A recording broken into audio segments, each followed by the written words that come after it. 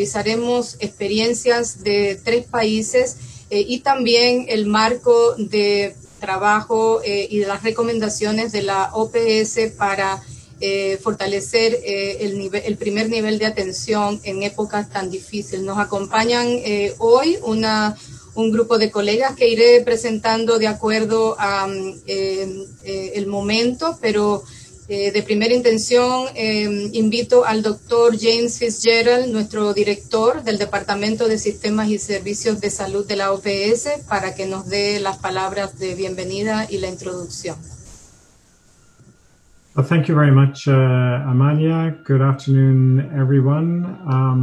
As part of this introduction, Amalia, I think it's important that we present a little bit of the context of what we are poco el contexto de lo que estamos viendo en la región de las Américas y lo que ha sucedido en estos últimos meses que han sido tan desafiantes. Dentro del contexto, hemos visto esfuerzos por muchos estados para reconfigurar y reorganizar los servicios de salud y en especial la entrega de otros servicios. Hay algunas pocas diapositivas que deseo compartir con ustedes. Espero lo puedan ver. Acá vemos un análisis mostrando los retos a los cuales se enfrentan los países. Un aumento en número de camas hospitalarias para poder atender los pacientes COVID-19. Los países han tenido que trabajar muy duro para reconfigurar y reformular para poder recibir este aumento de pacientes en los hospitales para darles cuidado, especialmente en el contexto de la unidad de cuidados intensivos. Veremos una presentación del contexto luego, pero hay un impacto en cuanto al primer nivel de atención. En una encuesta realizada por OPS como parte del Servicio de Salud en 19 países, hemos visto servicios básicos fundamentalmente para ver lo que ha estado sucediendo en los últimos 6 meses. Lo que podemos ver, y esto es una presentación muy general de las interrupciones y las perturbaciones en todos los servicios de los sistemas de salud de los países, especialmente servicios como dentales, servicios de rehabilitación que han sufrido muchísimo, pero otros servicios también se han visto afectados. Los países han tomado acciones específicas para poder reducir la provisión de servicios, especialmente para pacientes ambulatorios y también a nivel de comunidad, fundamentalmente el primer nivel de atención. Algunos han suspendido totalmente ese tipo de atención, otros han limitado el acceso. Y vemos que en los servicios de emergencia y prehospitalaria no ha sido tan fuerte el impacto. Se ha visto los servicios críticos de pacientes internados no han sufrido tanto el impacto. Ahora, cuando vemos los servicios a nivel primario, vemos resultados muy diferentes. Por ejemplo, los servicios de inmunización rutinaria han sido impactados fuertemente en este periodo con una caída del 42% en el suministro de estos servicios. Lo mismo para la planificación de familias y en algunos países ya estamos viendo un aumento de mortalidad materna debido a estas reducciones de servicio. Vemos también un aumento en enfermedades clínicas. Hay que controlar las enfermedades, especialmente las enfermedades no COVID.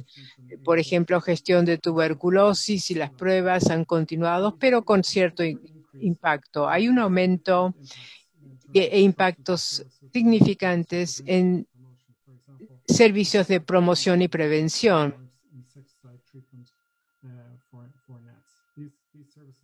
Estos servicios son fundamentales para prevenir enfermedades como malaria y para evitar la transmisión de malaria.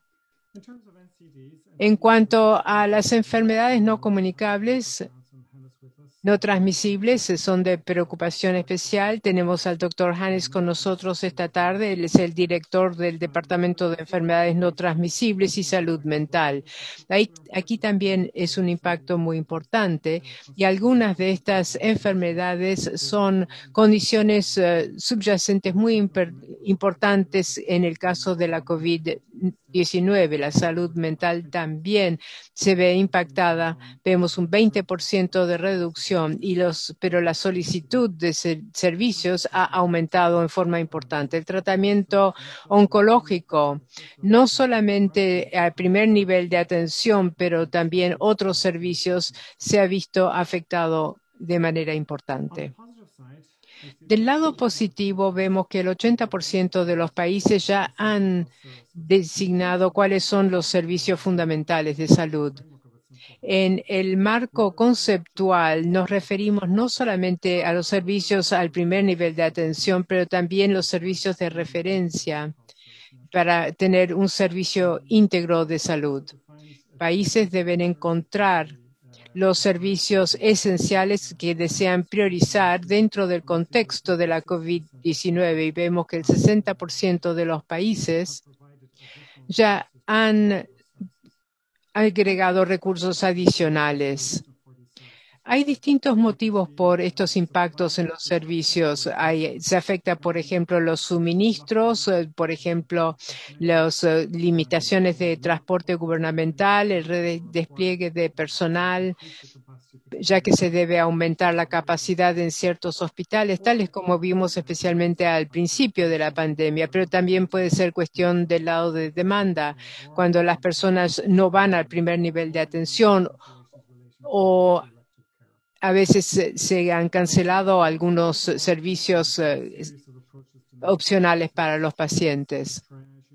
Se han tomado medidas para mitigar este impacto, tales como la telemedicina. Hemos visto que los recursos humanos de la salud están realmente trabajando duro para poder mitigar estas interrupciones. Ha habido también un flujo de pacientes, se redirige a pacientes a otros centros hospitalarios y también se quiere alcanzar la población dentro de su comunidad.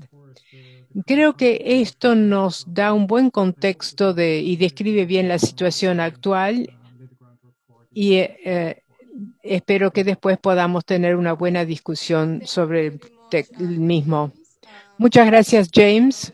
Voy a pedir al doctor José Miguel Angulo de la Caja Costarricense de Seguridad Social, que es el director de área de atención integral a las personas, que inicie con su presentación. Esta sesión, como mencioné, tocará experiencias de 3 países que esperamos sean bastante innovadoras. Doctor José Miguel Angulo, le paso el micrófono. Gracias.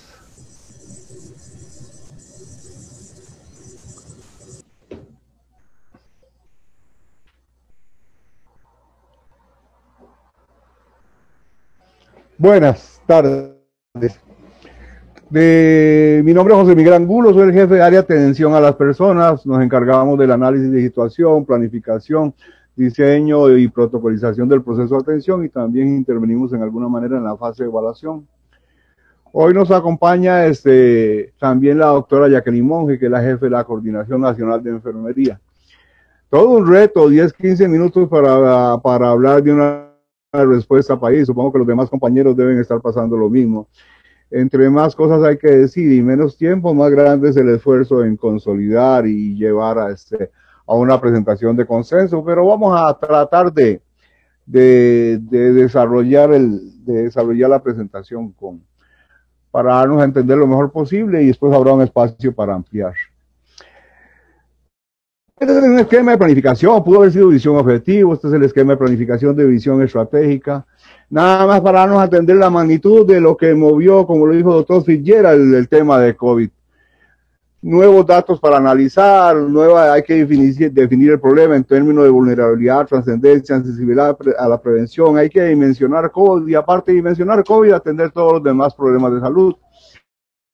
Hubo que rediseñar los planes de salud, el Plan Nacional de Salud, definición de objetivos globales, cambiar estrategias, modificar políticas, redefinir inversión de recursos y hacer una serie de procesos de readecuación de los documentos de normalización técnica y los procesos de evaluación de la calidad de la atención. Recién acabamos de terminar una reunión con los compañeros de la Dirección de Compras de Servicios que se encargan de los indicadores de calidad de evaluación y los indicadores que se habían diseñado, que eran básicamente para consultas presenciales, ahora no son útiles en el marco del rediseño del proceso de atención hacia nuevas modalidades, solo por citar un ejemplo aislado.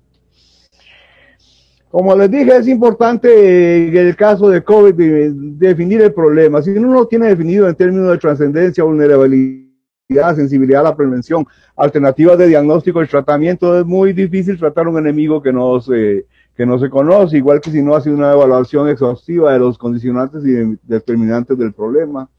Para eso hay fuentes primarias de información, hay fuentes secundarias y todo lo que se ha venido generando a través del tiempo en el aspecto de medicina basada en evidencia para la toma de decisiones. Aunque a veces espero una nueva evidencia grande. Por ejemplo, estamos evaluando el uso de casos de mascarillas para poblaciones específicas para ver si limitamos la restricción al uso. De pronto vemos todo el informe Cochrane, todo lo que hay en cuanto a medicina basada en evidencia. No hay nada ni en pro ni en contra para elegir este tipo de alternativa. Y lo que se puede hacer con el uso de mascarilla es la asociación al distanciamiento, al lavado de manos, es un manejo sindrómico de intervenciones, pero a veces disponemos de información, a veces no disponemos de información, pero a todo eso le agregamos la asociación de las fuentes primarias y secundarias para la toma de decisiones. Aprendiendo de OPS y de los grandes asesores que hemos tenido a través del tiempo, doctor Alberto Barceló, el doctor del Águila, Margarita Rondero, mucha gente nos han enseñado que todo el proceso de atención, ya sea reactivo o proactivo, hay que sistematizarlo. Y habíamos hecho una evolución de un sistema proactivo y no ser tan reactivos, pero en el caso del COVID hubo que combinar las dos cosas, tanto reactivo como proactivo.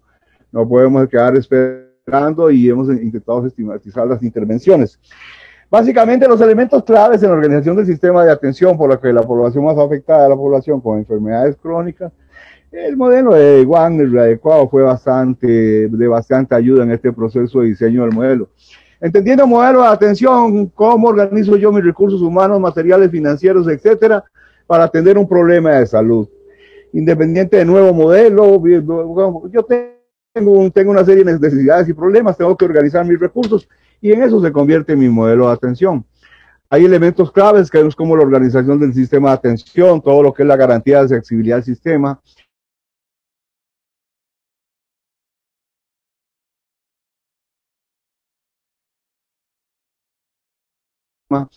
Como hacer normalización técnica, no podemos dejar la calidad de lado, lo que hagamos es mejor, igual o peor comparado con así que es imposible no asociar a los documentos de normalización técnica.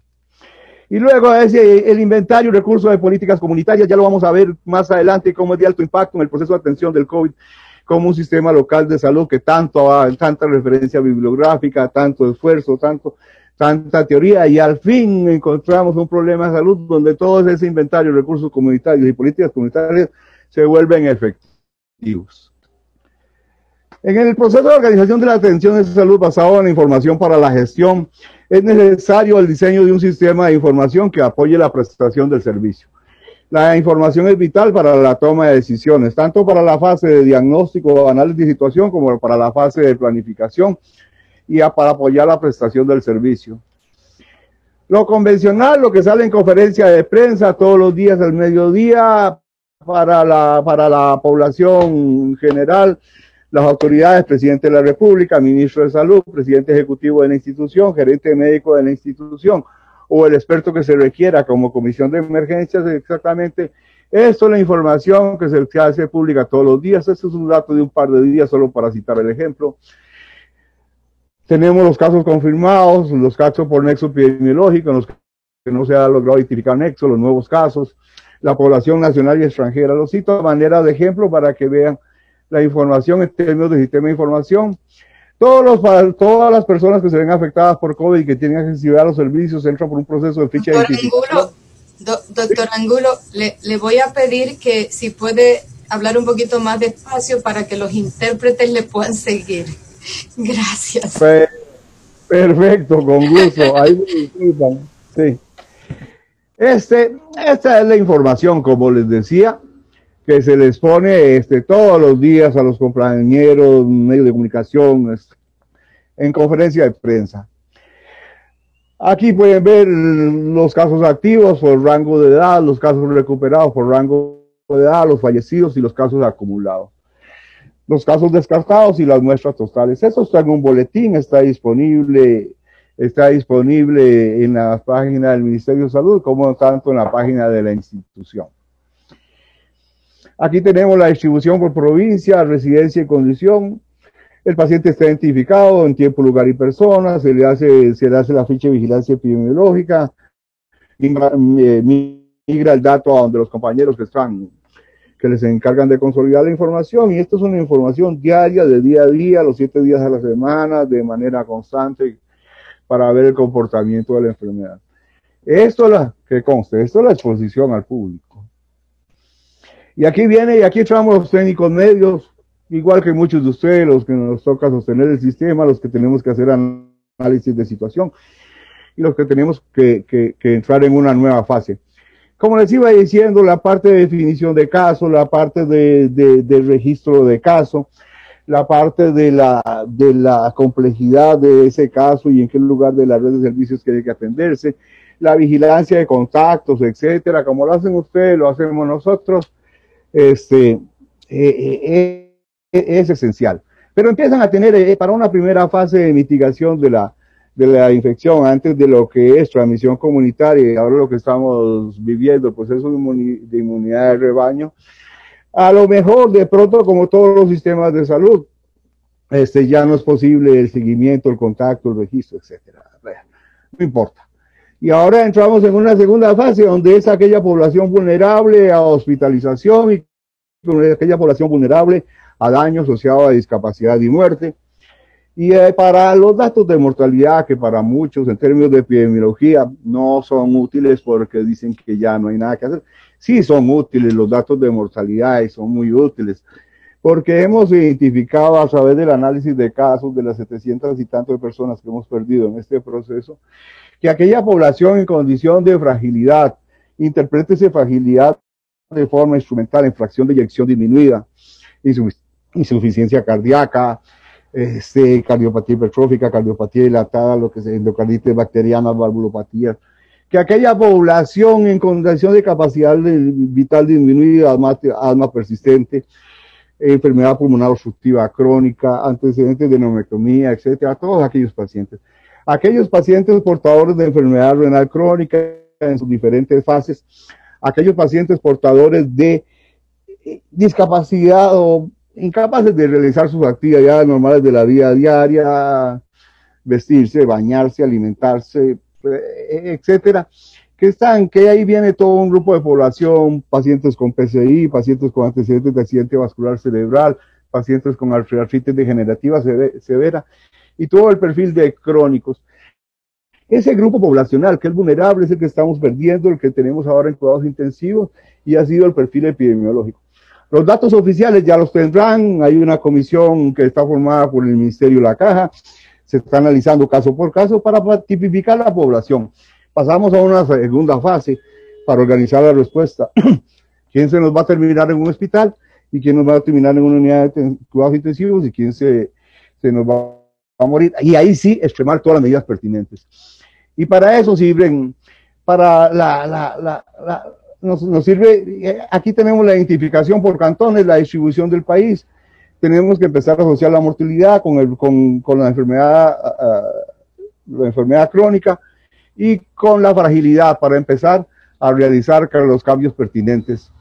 La mortalidad prematura por enfermedad cerebrovascular, la mortalidad prematura por enfermedad isquémica cardíaca, la mortalidad accidental por diabetes mellitus, la mortalidad accidental por enfermedad renal crónica, etcétera. Ya aquí los técnicos nos salimos del dato convencional y empezamos a utilizar la información para la gestión, tipificar ese grupo poblacional de alto riesgo que es el que va a ocupar los servicios. ¿Para qué? Ahí sí, educar a la familia, proteger la actividad red de recursos comunitarios, no exponerlos al proceso de transmisión comunitaria ni inmunidad de rebaño, porque ese tipo de paciente en condición de fragilidad lo vamos a perder. Y eso, lo importante del sistema de salud como organización del proceso de atención es garantizar la accesibilidad social y geográfica. Garantizar la calidad de acceso al servicio a población que no tenía condición de aseguramiento en el modelo en que estamos de que es aportar una cuota obrero patronal, sino que aquí diferente, a indígenas, a indigentes, a habitantes de la calle, a pacientes con VIH, adicciones, todo ese grupo poblacional que no estaba en condición de aseguramiento, asegurarla primero para asegurarle su accesibilidad social, y todos aquellos grupos vulnerables que necesiten procesos de extracción, como son poblaciones indígenas, con distancias de 6-8 días, empiezan todos los protocolos de transporte, todos los protocolos de extracción, protección y atención de este grupo poblacional ante la epidemia del COVID. En cuanto a la organización de la respuesta, tenemos 105 áreas de salud, tenemos 1.064 equipos básicos de atención integral de salud, formados por un médico general, un auxiliar de enfermería, un asistente de registros médicos y un técnico de atención primaria. Esos son nuestros equipos básicos y están estructurados por una población que va entre 3.500 y 5.000 personas. Y las áreas de salud varían, pero no importa que varíe el tamaño de la densidad poblacional de las áreas de salud, el equipo se adecua a la necesidad de las áreas. Tenemos la distribución por regiones y luego tenemos un segundo nivel de complejidad. Conforme va aumentando la inversión, el costo, pues así se va haciendo la complejidad del segundo nivel, hospitales regionales, periféricos, los centros de atención integral en salud, y tenemos también las clínicas mayores en el área metropolitana, con más disponibilidad de recursos, tecnología, especialistas, y luego los hospitales nacionales. En nuestra red de servicios, todo está organizado, todo está protocolizado, todo tiene protocolo de referencia, etcétera. De lo que hacemos en el primer día de atención, educación a los pacientes, todo lo que es la parte de promoción, los 3 componentes básicos, la participación comunitaria que es vital, como lo veremos en un momento, los procesos de comunicación en el lenguaje, de acuerdo a los conocimientos, actitudes y prácticas de la población, de acuerdo al diagnóstico educativo, etcétera. En materia de prevención, como dijimos, todas las medidas de protección del personal y del usuario, que tienen que ver con mascarilla, lavado de manos, etcétera, etcétera. La definición de la población en riesgo, la definición de caso, la tipificación de caso, el registro del caso y la atención del caso. Eso tiene que ver con la parte de atención, que tiene que ver con el diagnóstico, el tratamiento, la continuación del plan terapéutico que se tenga. Ya no vamos a tener actividades grupales educativas, el rediseño de toda una plataforma informática de educación y un plan multidisciplinario, si se requiere apoyo al trabajo social, si se requiere apoyo psicológico, como el caso de adolescentes, si se requiere la intervención de otro profesional en el proceso de atención, todo va, nuestra intención es garantizar el diagnóstico y tratamiento y el plan terapéutico de COVID en esta área de salud. Proteger al personal implica capacitación, implica equipo, implica normativas, contener y reducir las muertes por la enfermedad, primero, como decía, lo que es el bloqueo de casos, el reporte de la vigilancia, el seguimiento, y ahora con aquella población vulnerable y en condición en esencia de complicaciones. Y colaborar en las nuevas investigaciones de alternativas de tratamiento. Ya hablamos hace un ratito de detectar y orientar oportunamente a la población en riesgo, adultos mayores, pacientes frágiles, hogares de larga estancia, familias de riesgo, vulnerabilidad social. Lo que vemos en el perfil de enfermedades crónicas no transmisibles, menor ingreso per cápita, mayor mortalidad, menor ingreso a los servicios de salud, menor gasto de bolsillo, mayor probabilidad de complicación. Ya hemos sido educados en atención de vulnerabilidad y ya hemos sido educados en todo lo que tenemos que hacer como respuesta. El cumplimiento del plan terapéutico que tiene que ver con el suministro y distribución de medicamentos y el seguimiento y la notificación de casos, no solo de dengue, como lo dijo el doctor Figueras, malaria, zika, chikungunya, etcétera. No solo de COVID, perdón.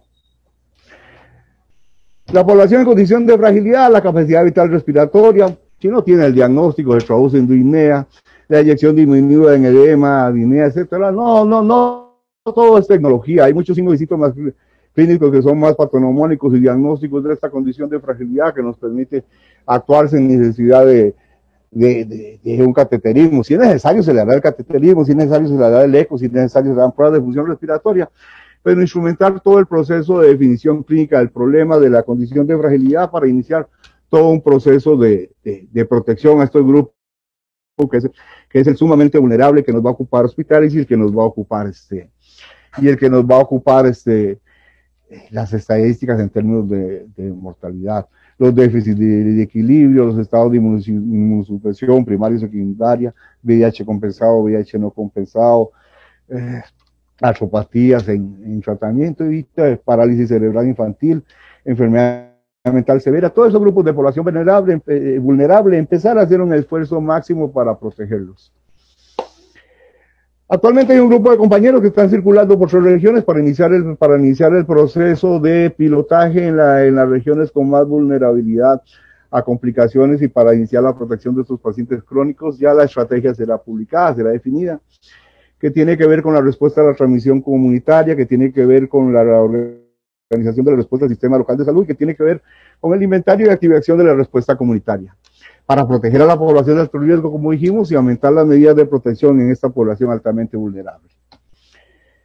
En cuanto a la organización del sistema de salud para la atención y garantizar la accesibilidad social y geográfica y ampliación de la oferta de atención, es esencial el inventario de recursos comunitarios y políticas comunitarias. Garantizar un acceso oportuno a la continuidad de la atención ya no depende de los servicios de salud, sino que depende de todo un esfuerzo comunitario orientado a la protección de la población vulnerable, desarrollo de alianzas intersectoriales, institucionales. Es una respuesta país la que se orquesta. Sí, muchas veces desde los servicios. Sí, el ministerio nos da la rectoría, pero es el país el que responde. Sociedad civil, ONG, sector privado, Ministerio de Justicia, Ministerio de Educación, Instituto Nacional de Seguro, Ministerio de Salud, municipalidades, iglesias. Hay un centro de comando central de comando organizacional, hay un grupo de trabajo de análisis de digitación de salud. En ese grupo de análisis de digitación de salud no solo están el ministerio, no solo está la caja, sino están los compañeros como Comisión Nacional de Emergencias y algún otro actor según se requiera. Y el equipo de central de comando de organización de la respuesta de los servicios está integrado por todas las gerencias donde se define cada cuál es el rol y cuál es la respuesta oportuna para atender ese problema de salud. Colaboramos en la investigación de nuevas alternativas de tratamiento, hay convenios firmados con el Instituto Tecnológico de Costa Rica para la creación de ventiladores, el registro de la aplicación de COVID con suero equino en pacientes con COVID, con el Instituto Clodomiro Picado, que se encarga también de la parte de suero antiofídico, la evaluación de nuevas alternativas de diagnóstico para COVID y el tratamiento, y el seguimiento y alianzas con aquellas, y ya ir reservando el presupuesto ante la presencia de una eventual vacuna. También la entrega de medicamentos con Correos de Costa Rica para llevar el medicamento a su hogar a todos los pacientes.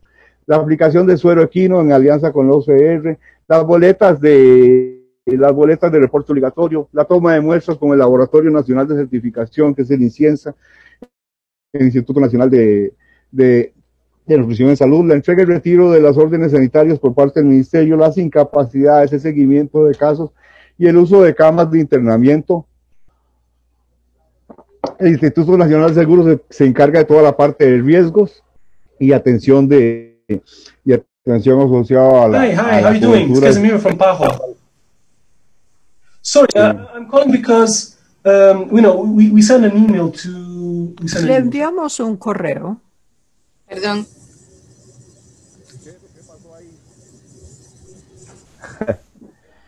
Doctor Angulo, le habla a Amalia del Riego, moderando, casi se le agotó el tiempo. Sí. Por favor, si puede tratar de cerrar, gracias. Ok, te cierro.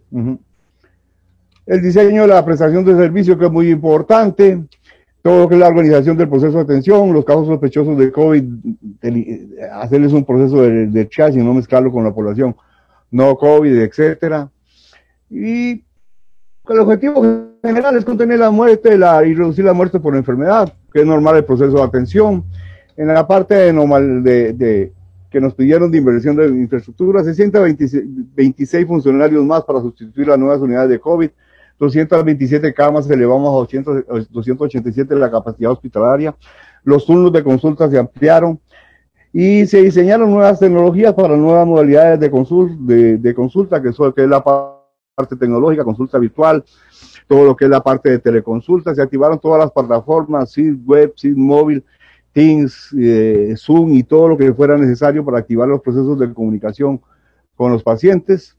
Todo el proceso de atención de modalidad remota, que también, y todo lo aparte de documentos de normalización técnica. El doctor Sánchez nos acompaña, hemos estado produciendo el 85 documentos de normalización técnica para disposición de cadáveres, salud mental y psicología, mujeres gestantes, personas en condición de calle, sustancias consumidoras de sustancias psicoactivas, los hogares de larga estancia, población indígena, etcétera. Y todas las acciones de protección al personal y al usuario. Como les dije, muchas gracias, es maratónico, dar una respuesta país en 10, 15 minutos, ustedes verán que no es una tarea sencilla, implicó rediseñar todo el sistema de salud, rediseñar todo lo que eran los planes de atención, redireccionar la inversión para poder atender la enfermedad emergente que es COVID y atender todo lo que ya teníamos planificado atender en eso. Pero difícil, supongo que a los demás compañeros les será difícil, pero de una respuesta para graficarla en tan poco tiempo, pues tratamos de hacer lo mejor posible y cualquier cosa nos ponemos a disposición y a las órdenes de ustedes para todo lo que es el detalle de todos estos procesos, en términos de volumen documental y volumen probatorio y todos los instrumentos que hemos usado para atender la emergencia por COVID-19. Muchas gracias. Muchísimas gracias, doctor Angulo, y definitivamente es un reto poder resumir la experiencia de un país en 15 minutos, pero aprovecharemos la sesión de preguntas y respuestas para poder elaborar un poquito más. Le doy paso al doctor Casimiro Caña, que nos presentará la experiencia de Jamaica. Vamos a movernos un poco al Caribe ahora. Casimiro es el asesor de sistemas y servicios de salud de la OPS en Jamaica. Adelante, Casimiro.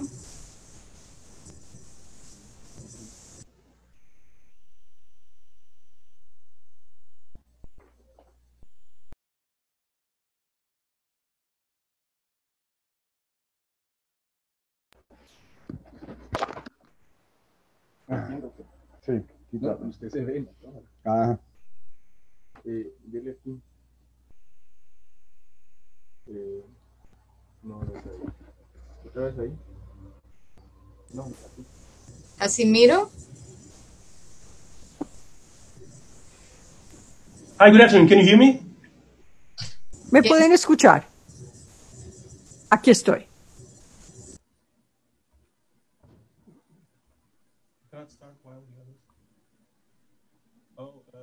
Can I have the... It says that I cannot share my screen. Dice que no puedo compartir mi pantalla.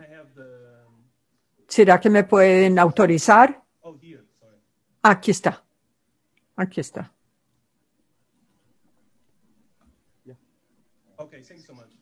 Muy bien. Gracias.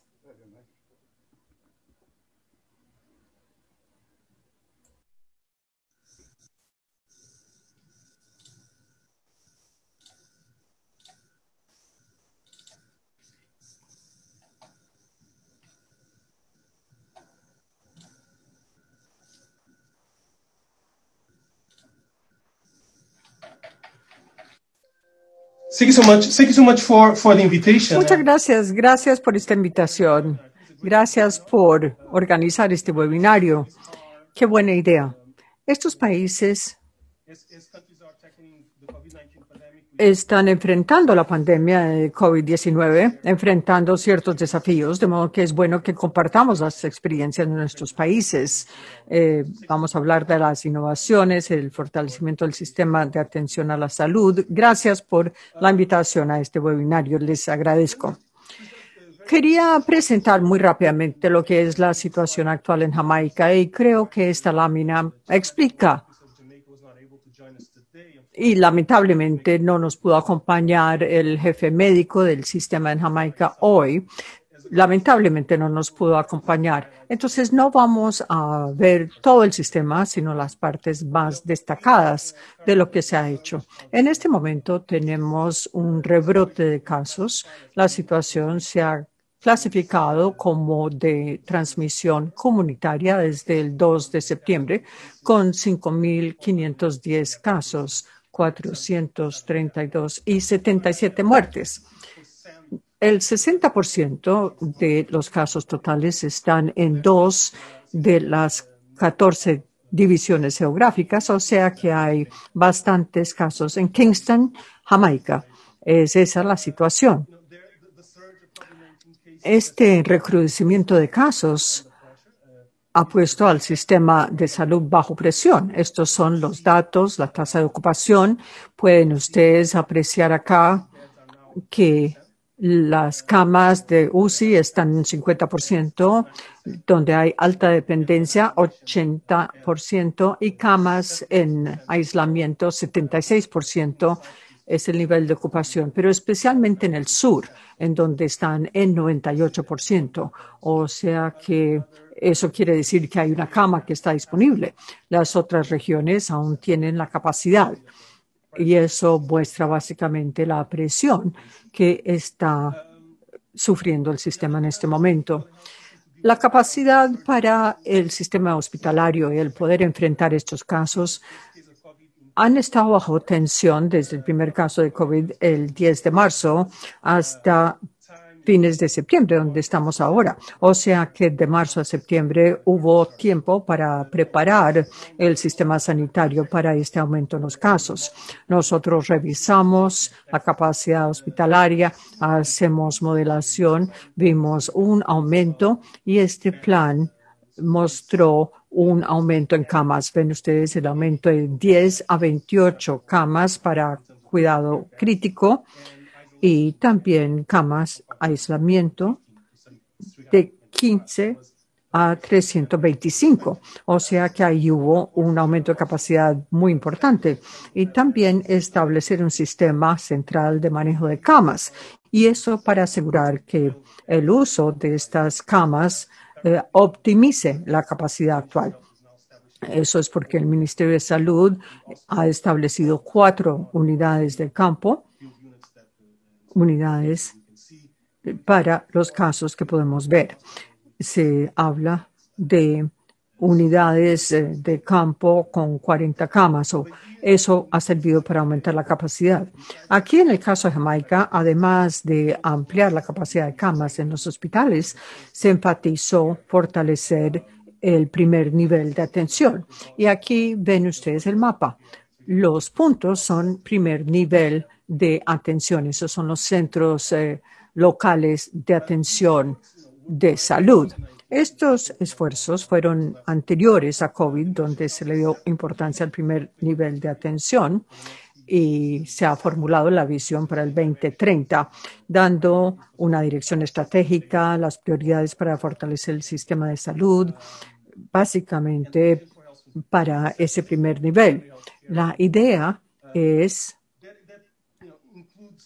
hacer una renovación de la atención sanitaria primaria con reestructuración de algunos centros en 3 niveles. Eso lo pueden ustedes ver acá, a nivel de comunidad, distrito y tipo integrado. Es un centro nuevo, es una integración y el objetivo de tener estos centros hospitalarios integrados es fortalecer la capacidad del primer nivel de atención, proporcionar servicios y también apoyo social, etcétera.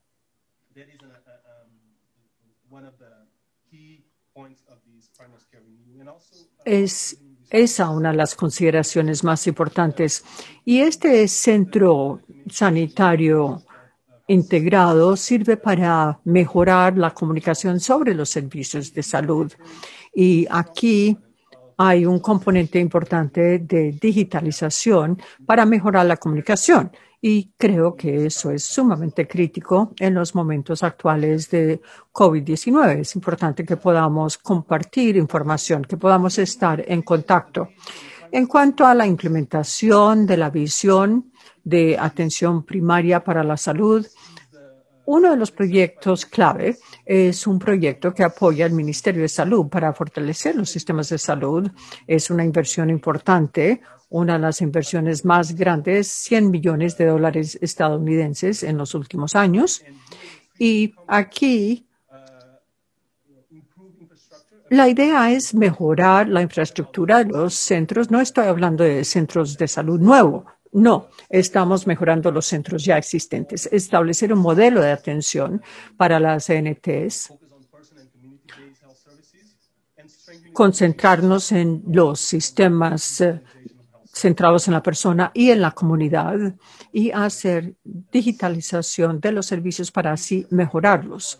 Es un proyecto sumamente importante para asegurar un fortalecimiento de la atención primaria en la región. Una de las cosas importantes sobre el primer nivel de atención es que ese nivel es clave para responder a COVID-19 y las funciones de tratamiento. La respuesta a COVID-19, identificar, informar, dar información, asegurar la continuidad de los servicios y reducir la demanda sobre los hospitales para poder aumentar la capacidad de la respuesta hospitalaria, porque esos hospitales están bajo presión. Ven ustedes aquí la fotografía. Aquí hay un centro de salud en Jamaica pre-COVID, pre-reglas actuales. Y la idea es rediseñar el primer nivel de atención, limitar el nivel de reuniones cara a cara y usar portales y así indicar a los pacientes a dónde deben ir para buscar ese primer nivel de atención. Así ellos pueden conseguir los servicios que necesitan y también en este caso se habla mucho de pruebas para COVID, pero esto también abre problemas que tienen que ver con consultas. Una de las tecnologías es una aplicación que da información sobre las personas. Permite una autonotificación, autorreporte y también da información sobre pruebas, solicitud de servicios de emergencia y los jamaicanos que están en el exterior pueden estar en contacto con su Ministerio de Salud. Otra cosa es lo que se mencionó acá. Se habló de los desafíos de los servicios esenciales de salud. El gobierno de Jamaica ha tomado decisiones difíciles para equilibrar su entrega de servicios de salud y esto ha sido crítico. El proceso va ya desde marzo hasta septiembre y ese equilibrio se ha hecho, pero siempre con miras a la flexibilidad. La idea es aumentar la capacidad, aumentar los recursos humanos, contratando 140 médicos más y 120 trabajadores comunitarios de salud para fortalecer la capacidad. Y también aquí una cosa de singular importancia. Además de contratar nuevos trabajadores en salud, tenemos que asegurar que estén protegidos. Esto es importante. Tienen que tener acceso a equipos de protección personal. Hay que protegerlos. Y ahora, con este recrudecimiento, vemos que el número de profesionales de la salud que se han infectado también ha aumentado. De modo que eso es importante tenerlo en cuenta. También es importante establecer y actualizar el flujo de pacientes. Eso mirando el triaje, también mirando los datos sobre COVID.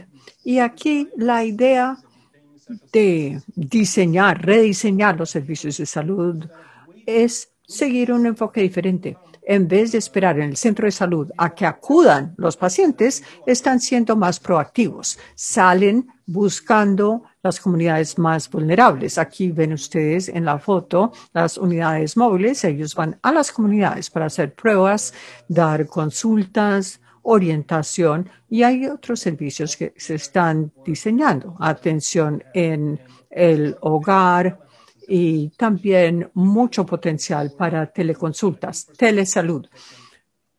Hay que tener una infraestructura para que estos servicios puedan ser sostenibles.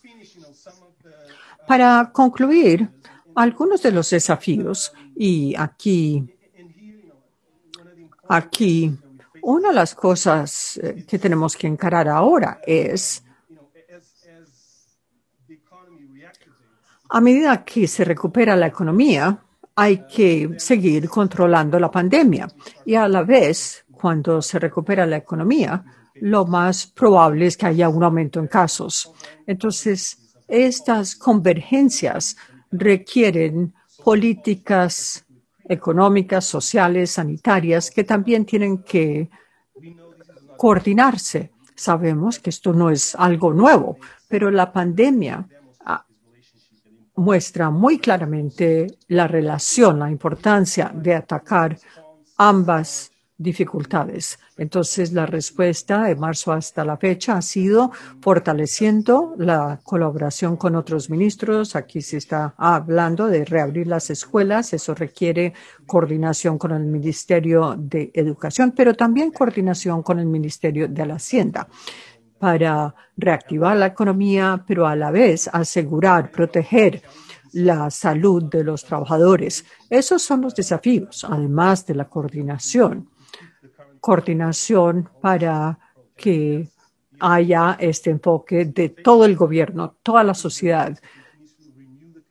Tenemos que seguir renovando el compromiso de la sociedad con la comunidad, el usar tapabocas, hacer distanciamiento social, seguir aplicando estas medidas y seguir interactuando con la comunidad para poder controlar esta pandemia. Es ese uno de los principales desafíos. Y en términos de participación de la comunidad, hay definitivamente la atención de primer nivel definitivamente tiene un papel que desempeñar y seguirá siendo así para responder a COVID-19, pero también para proteger la salud personal en Jamaica. De modo que con eso, muchas gracias.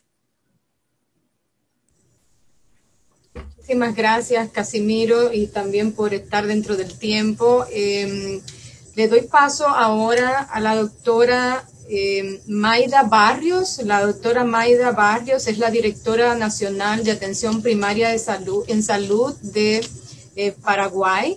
Así que, doctora Barrios, tiene el micrófono. Sí, muy buenas tardes. Antes que nada, muchísimas gracias por darnos la oportunidad de poder presentar nuestra experiencia acá desde Paraguay. Desde ya nosotros vamos a estar hablando concretamente de las acciones estratégicas del primer nivel de atención ante la COVID-19. Bueno, como tal, nuestra situación actual en Paraguay en lo que respecta al primer nivel de atención, contamos con 808 unidades de salud de la familia, USF, atendiendo aproximadamente una población de 2.203.740 personas. Esto representa un 32% de la cobertura nacional. Estas USF implementan la estrategia de atención primaria de salud como primer eslabón del sistema sanitario.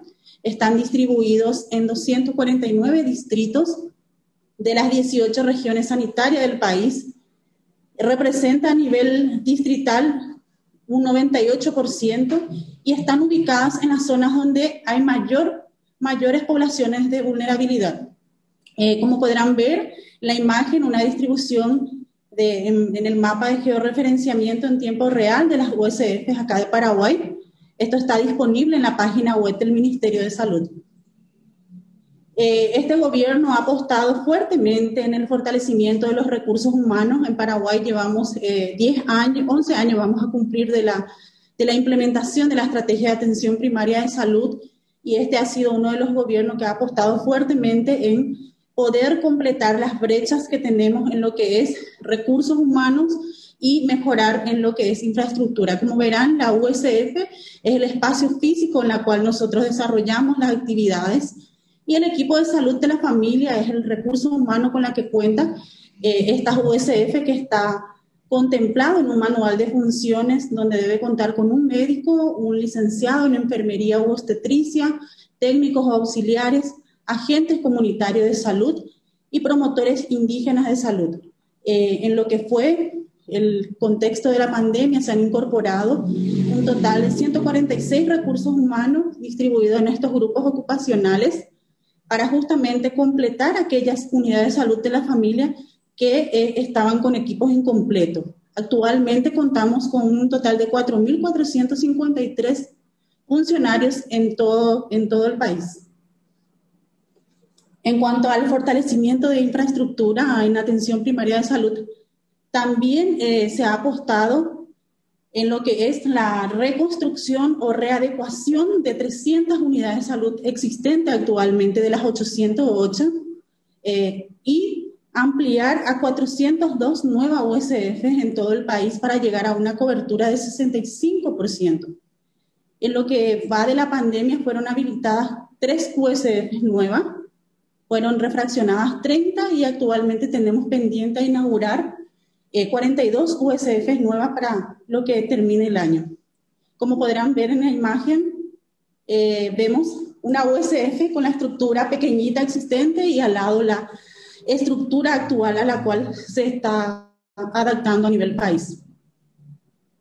En cuanto al fortalecimiento en equipamiento mobiliario para mejorar la atención de los pacientes, la misma, ¿verdad? Tenemos 3 nuevas USFs y 42 pendientes. Estas van a estar totalmente equipadas para finales de año.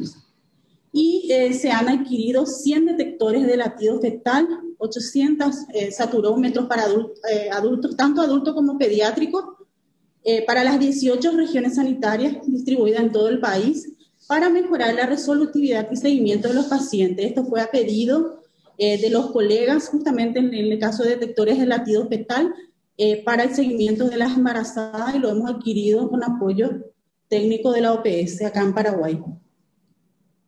Y bueno, en cuanto a la situación epidemiológica actual, decirles, ¿verdad?, que los primeros casos de Paraguay lo tuvimos en marzo. Paraguay ha adoptado unas medidas desde inicio, ¿verdad?, de cerrar las fronteras, entrar en cuarentena. Los casos que hemos tenido hasta aproximadamente mayo fueron casos que han ingresado de otros países con vuelos humanitarios, donde el país ha adoptado el sistema de tenerlos en albergues. Eran los casos más que todo que venían de otros países. Ya por julio y a lo que va ahora en septiembre, han aumentado los casos y es ahí que a la fecha tenemos 34.260 casos confirmados en el país, de los cuales 14.955 corresponden a casos actualmente activos. Actualmente estamos ya con una transmisión comunitaria. Y en el otro gráfico podrán ver los departamentos donde se han registrado los mayores números de casos, como tenemos en primer lugar a Central con 38.1%, seguido de Asunción con 22.6% y Alto Paraná con 19.8% y así sucesivamente en las demás regiones del país. Estos datos lo pueden visualizar y están actualizados en la presentación a la fecha del 22, pero se actualiza de forma diaria y está en la página web del Ministerio de Salud. Y bueno, en cuanto a la cobertura de población por el primer nivel de atención en las regiones sanitarias más afectadas por la COVID, las 3 regiones que hemos mencionado hace rato, como ustedes podrán ver, en Central tenemos una cobertura de 19% en lo que es atención primaria de salud, en Capital 23% y en Alto Paraná tenemos 30% de cobertura. Independientemente a la baja cobertura en estas regiones sanitarias donde realmente ha impactado el COVID, el primer nivel de atención se ha organizado, ha reestructurado para poder darle atención a la población. Y de hecho que Paraguay ha podido responder hasta ahora a las demandas de la población en sus diferentes niveles de atención, desde el primer nivel hasta los demás niveles de atención. Y bueno, ¿cómo se prepara el primer nivel durante la pandemia del COVID? En marzo, con los primeros casos, se ha conformado el COE, el Centro de Operaciones de Emergencia, en la cual la dirección elaboró, se llevó a cabo la elaboración del protocolo para atención primaria de salud. También hicimos la socialización del protocolo en el portal de la página del Ministerio. En abril hemos iniciado una capacitación de forma virtual a los 4.453 recursos humanos de la Estrategia de Atención Primaria de Salud. También estuvimos verificando in situ la aplicación de este protocolo en las USF y posteriormente monitoreando las actividades realizadas por los equipos de salud de la familia. Es así como le estaba mencionando que alzamos a la página web nuestro protocolo de manejo en el primer nivel de atención, unidad de salud de la familia ante el síndrome respiratorio agudo grave, SARS-CoV-2, en ese momento la denominación que le dimos. Actualmente está en un proceso de lanzar la segunda versión, y este es un material que fue elaborado por el apoyo técnico del departamento regional, del departamento acá, de la dirección, de todos, con apoyo técnico de la OPS-OMS Paraguay, y fue validada por todas las direcciones del Ministerio de Salud. Entre sus puntos más importantes podemos mencionar la reorganización y readecuación de los servicios, un acceso diferenciado a IRA y no IRA, garantizando el flujo seguro de los pacientes y el personal de salud. Se contempla la función ampliada de la enfermera para garantizar la atención de los cuadros no respiratorios. Esto es algo muy importante porque las licenciadas en enfermería acá de Paraguay tuvieron que llevar para que de esa manera el médico pueda atender los casos respiratorios.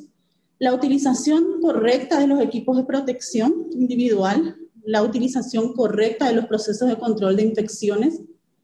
También garantizar la continuidad de la atención de los servicios esenciales de salud. En ese grupo nosotros tenemos contemplado la vacunación, la atención al niño, el PANI, que es el Programa Alimentario Nutricional Integral, enfermedades crónicas no transmisibles, planificación familiar y control prenatal. Ahora vamos a unos ejemplos concretos del trabajo realizado en Paraguay por el primer nivel de atención durante la pandemia. Bueno, como les había mencionado, una de las actividades que hicimos fue verificación de la aplicación del protocolo in situ, en la cual tuvimos el acompañamiento de OPS en diferentes regiones sanitarias. La adaptación de los servicios de salud, lo que implica reorganización de nuestros servicios, donde hemos hecho un acceso diferenciado, como había mencionado, de los cuadros respiratorios y no respiratorios, la colocación de lavamanos en todos los servicios, en las diferentes modalidades de tipos de lavamanos, la adecuación del distanciamiento físico en la sala de espera y al momento de la consulta, la sensibilización sobre la importancia del distanciamiento físico y aglomeración de las personas. Hemos delimitado la distancia de 2 metros en los accesos de los servicios de salud, al igual que distanciamiento físico y uso de tapaboca al ingresar a los servicios de forma obligatoria. Se mantiene el seguimiento de las consultas, tanto programadas, domiciliarias, de urgencia para todas las patologías. Se realizó telemonitoreo de casos, seguimiento de pacientes sospechosos y confirmados, como podrán ver en la foto, el equipo de salud haciendo una curación de un paciente con quemadura en el domicilio. Prevención de complicaciones, garantizando los servicios esenciales que le había mencionado, el caso de nuestros enfermos crónicos como diabetes, hipertensión, a quienes se les garantizó la medicación, la vacunación en los servicios y en los domicilios, el control prenatal a las embarazadas, para lo cual los profesionales habían solicitado la adquisición de los detectores de latido cardíaco fetal. También la atención del niño dentro del programa PANI, entregándole su complemento nutricional, que son 2 kilos de leche que se entrega acá en el Paraguay. La atención a comunidades indígenas y albergues. En las 18 regiones sanitarias se han habilitado albergues, de los cuales 9 regiones sanitarias han trabajado con sus albergues con el apoyo de todo el equipo de salud de la familia del primer nivel de atención. De 800 comunidades indígenas que tenemos en Paraguay, 579 comunidades indígenas son cubiertas por el primer nivel de atención, quienes han llegado igual con esta pandemia a las comunidades para poder brindarle atención a las personas. Y contamos con 88 unidades de salud de la familia en zonas fronterizas, donde los equipos de salud de la familia han realizado el monitoreo, el control de los ingresos de personas provenientes de otras zonas. En cuanto a la promoción de salud, orientación a la población sobre las medidas higiénicas como el lavado de manos, la utilización correcta de mascarilla y distanciamiento físico. Como podrán ver, en los servicios se han seguido realizando las actividades promocionales como la charla, orientar a los pacientes en el lavado correcto, la técnica de lavado de manos. Sensibilización de la población y búsqueda activa, una actividad realizada por los agentes comunitarios. La figura de los agentes comunitarios se ha potenciado mucho con esta administración, en la que los mismos salen a las casas, recorren, realizan censos, búsqueda activa de personas con síntomas respiratorios. Se realizaron charlas en radios, spots radiales, utilización de megáfonos, que también fue una adquisición conjunta con OPS, y las visitas a los locales comerciales para verificación de la implementación del protocolo sanitario para los accesos. Las actividades promocionales y de participación comunitaria enfocadas no solo en COVID, dentro de las actividades que tenemos en el primer nivel de atención, están contempladas la realización de los clubes de embarazadas, de enfermedades crónicas no transmisibles, y estas fueron realizadas con la implementación de las medidas preventivas según el protocolo establecido acá en el país. También la gobernanza en el primer nivel de atención, donde se articulan estrategias con autoridades locales, con líderes comunitarios para la mitigación de la situación epidemiológica. Trabajo conjunto con la policía, de las comisarías locales, intendentes, gobernadores, también la participación de la comunidad. Tenemos barrios muy populosos acá de Asunción, donde están voluntarios comunitarios trabajando conjuntamente con los personales de salud. También en la donación y adquisición de insumos de limpieza para los diferentes servicios. Y bueno, y la estrategia de expansión de las redes integradas e integrales de servicios de salud en Paraguay. Dentro de ellas tenemos una red que está como la red modelo, es la microred de Limpio, que está conformada por las cuatro microredes, como podrán ver. Estas microredes tienen un centro, está en rojo ahí el hospital distrital, que actualmente es un servicio también respiratorio de la zona. Cuenta con 4 USF ampliadas, las cuales van a estar dotadas para poder acceder a laboratorios y tener una atención con mayor horario de servicio para la gente. A su vez, están 16 unidades de salud de la familia que tienen un horario de atención hasta las 15 horas para la población. Este es un proyecto, está dentro del proyecto Salud para Todos, JEFA, financiado por la Agencia de Cooperación Internacional de Corea, COICA, y OPS como evaluador externo de esta estrategia. Y bueno, para decirle, la atención primaria de salud en números acá en Paraguay, hemos acumulado un total de 1.297.803 consultas en todas las unidades de salud de la familia, de los cuales 130.279 corresponden a cuadro respiratorio, IRA. Se realizaron 39.678 telemonitoreos, seguimiento de pacientes en albergue a 7.681 y pacientes con síntomas graves de COVID fueron 242 pacientes. Y bueno, entre las lecciones aprendidas podemos decir que no debemos debilitar el primer nivel de atención para fortalecer otros niveles. Acá en Paraguay se ha optado en que el primer nivel quede en el lugar donde está en la comunidad y no desplazar a los profesionales para cubrir otros niveles de atención. ¿Por qué? Porque hemos visto que el primer nivel de atención conoce a su población, puede realizar el manejo de la gran mayoría de la patología, manejo de casos leves de forma ambulatoria, en la casa o telefónicamente, también monitoreándolo. Realizar las búsquedas activas de los casos, trabaja fuertemente en la promoción de salud con la comunidad sobre las medidas higiénicas para evitar el contagio, orientando sobre signos de alarma. El trabajo en red es fundamental para una derivación oportuna de los casos y aquellos que presenten factores de riesgo, por sobre todo, que puedan empeorar para llevarlo a un servicio de mayor complejidad. El soporte del segundo nivel para garantizar medios auxiliares de diagnóstico como laboratorio, rayo X, que son fundamentales también para un buen tratamiento, para un buen diagnóstico y tratamiento.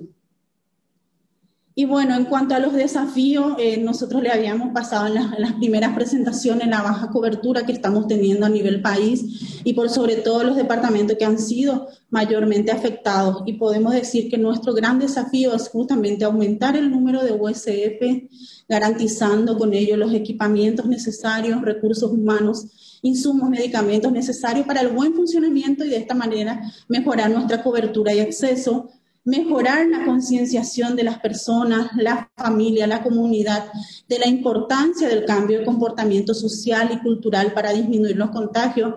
Paraguay tiene ciertas culturas muy particulares, como tomar el tereré, darse los besos, pasarse la mano, y si bien es cierto, los casos se han ido controlando, también vimos que la población en algún momento se relajó en cuanto a las medidas. Entonces, un gran desafío es seguir trabajando en la concienciación de la población. Fortalecer el proceso de informatización de las USF para contar con datos en tiempo y forma para la toma oportuna de decisiones es también un gran desafío.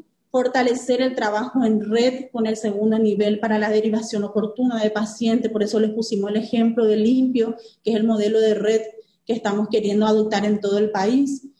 Potenciar la vigilancia comunitaria activa en coordinación con la unidad epidemiológica regional para la realización de los casos y retorno de resultados, porque tuvimos en algún momento donde los resultados no llegaban a tiempo o que el primer nivel detectaba un caso y no lo podía testear a tiempo.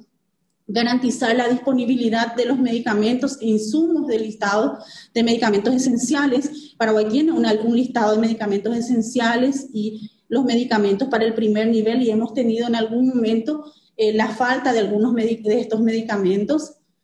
Fortalecer las USF de las zonas fronterizas y aquellas ubicadas en las comunidades indígenas para un mejor abordaje intercultural, porque hemos también tenido un choque cultural en varias comunidades por la cultura que llevan en cada zona. Entonces, estos son los desafíos que nosotros podemos compartir con ustedes. Desde ya, muchas gracias por la atención. Muchísimas gracias, doctora Barrios. Yo creo que una excelente presentación, al igual que las anteriores. Con esto creo que podemos, nos da toda la plataforma para dar paso a la presentación del doctor, el licenciado Hernán Luque, que nos va a hacer una presentación sobre el marco de referencia que toma la OPS en este momento para el fortalecimiento de las capacidades, la capacidad resolutiva del primer nivel de atención en el contexto COVID. Hernán, adelante.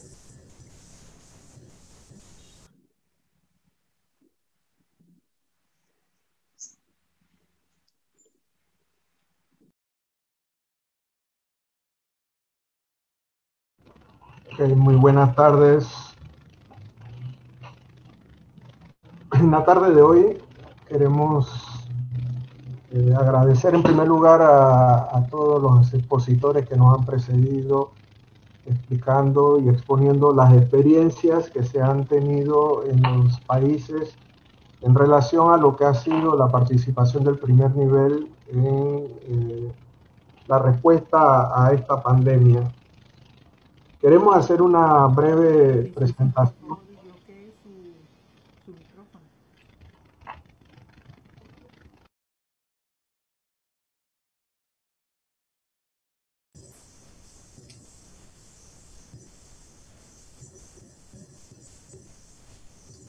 Colegas, parece que perdimos el sonido. ¿Ahora me escuchan? Ahora te escucho, sí. Sí, Sí, como les decía, queremos hacer una breve presentación de lo que es el documento que ha sido elaborado por parte de la Organización Panamericana de la Salud. Este es un documento en el cual han estado participando prácticamente todos los departamentos y unidades de la organización. Perdona, Hernán, pero veo en el chat que no se escucha. Tienen que colocar en español para que puedan escuchar los que están en ese idioma. Gracias. ¿Me siguen? Adelante, Hernán. Ok. Como les decía, queremos presentar este documento de recomendaciones para adaptar y fortalecer la capacidad resolutiva del primer nivel de atención durante la pandemia, un documento que ha sido elaborado y trabajado por todos los diferentes departamentos que componen la organización acá en Washington, y también a partir de la experiencia que se ha tenido con los países y en la interacción cotidiana de lo que ha sido el avance de la respuesta desde el primer nivel de atención a la pandemia. El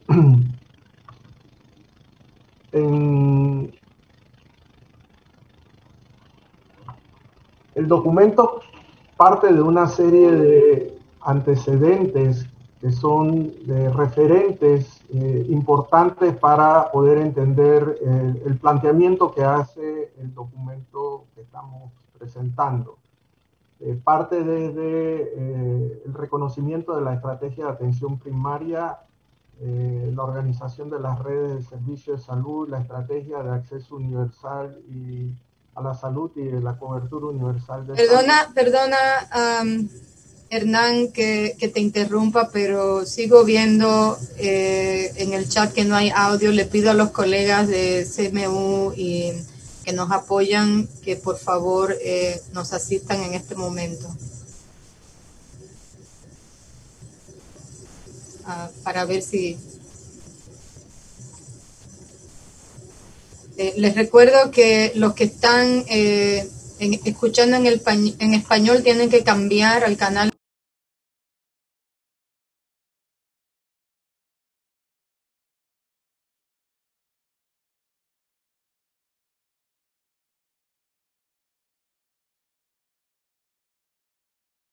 original. Continuamos. Bien, como decía, hay una serie de documentos que son antecedentes, algunos referentes previo a la aparición de COVID y otros inmediatamente al inicio de la aparición de la pandemia a nivel mundial. Entre ellos, las pautas generales para la planificación de la respuesta, las estrategias globales de respuesta a COVID, y también de cuál ha sido la respuesta que se ha tenido a nivel de las Américas a la pandemia.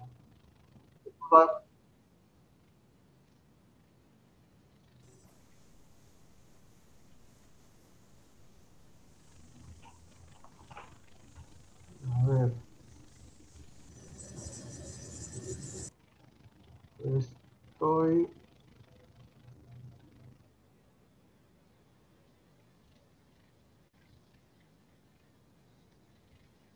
Déjame ver un momento porque no visualizo el globo que me mencionas.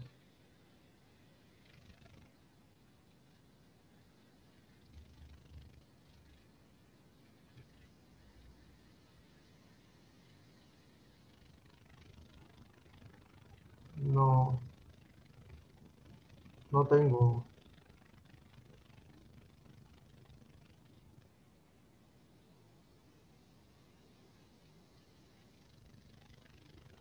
A ver, tengo participante, question and answer, share y record.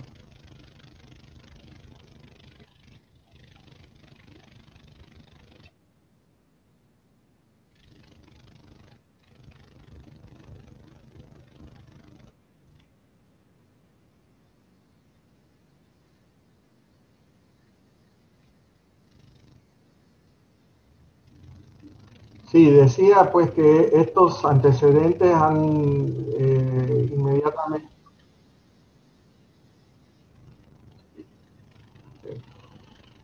Decía que estos documentos antecedentes precedieron a documentos importantes que han sido elaborados durante la pandemia, el marco de referencia de la red de servicios de salud para la respuesta a la pandemia, las recomendaciones para la reorganización y ampliación de los servicios de salud de respuesta a la pandemia, la nota técnica de adaptación del primer nivel de atención y más recientemente el mantenimiento de los servicios de salud esenciales, orientaciones operativas, documento publicado por la Organización Mundial de la Salud. La nota técnica sobre la adaptación del primer nivel de atención plantea básicamente tres funciones o roles principales del primer nivel de atención durante la pandemia. La atención centrada en la respuesta al COVID implica identificar, reportar, contener, manejar y referir el mantenimiento de la continuidad de los servicios esenciales durante la transmisión comunitaria de COVID y propiciar la descarga de la atención hospitalaria para la ampliación de la capacidad de los servicios hospitalarios en respuesta a la COVID. En función de estos elementos, el documento y dada la importancia que mencionaba James, que estaba teniendo cada vez más el primer nivel de atención en la respuesta a la pandemia, se elabora este documento en el cual básicamente los objetivos son resaltar la importancia estratégica del primer nivel de atención como un componente estratégico para enfrentar la pandemia y asegurar la continuidad de los servicios esenciales a la población. Propone 3 líneas operativas de apoyo de las autoridades en apoyo al primer nivel de atención. Propone formas de organización, expansión y gestión del primer nivel. Propone instrumentos y herramientas para la continuidad de la atención. Propone también objetivos, estrategias de abordaje y acciones para la continuidad de los servicios esenciales. Propone mecanismos de coordinación e integración entre el primer nivel de atención y las actividades de salud territorial y comunitaria. Propone estructuras, procesos y mecanismos para la incorporación y uso de la salud digital y resalta en todas las acciones a realizar la relevancia de la salud ocupacional y la seguridad de los trabajadores en el primer nivel de atención. El documento... Perdón, Hernán, pero hay un problema con el canal. Yo voy a sugerir que en lo que resolvemos el problema técnico, a ver si podemos entrar a los dos canales, español e inglés. Puedo ir avanzando con algunas de las preguntas que están en el chat para el resto de los panelistas. ¿Sí?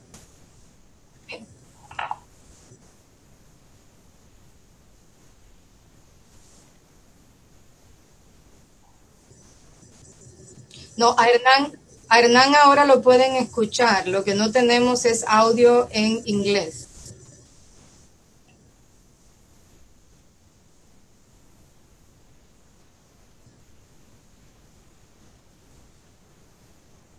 Ok.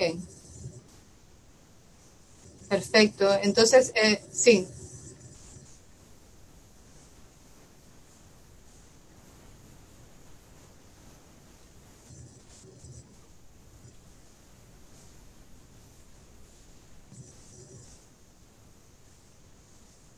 Excelente. Entonces, si nos disculpan por unos 3 minutos, Hernán, si puedes salir y volver a entrar como panelista para que podamos tener el beneficio de los dos idiomas.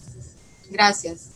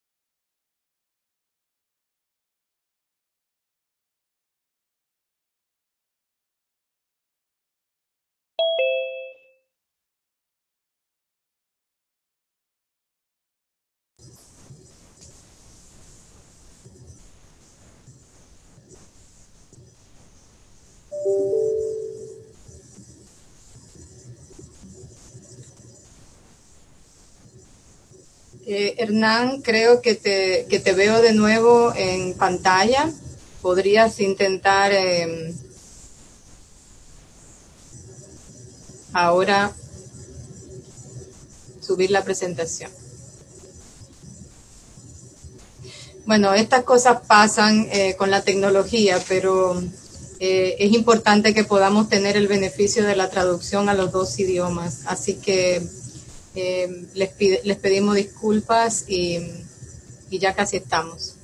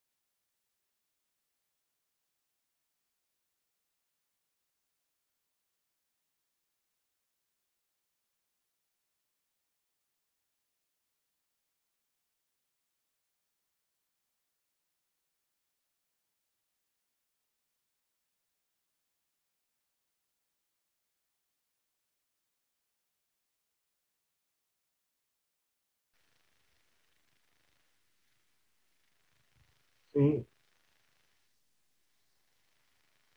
digo, tengo el cuadro de diálogo, dice English, Spanish y OK.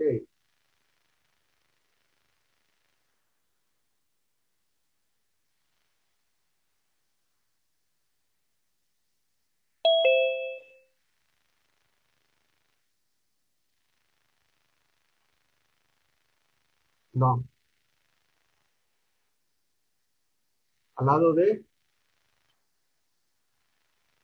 tengo chat, share screen y record. Sí.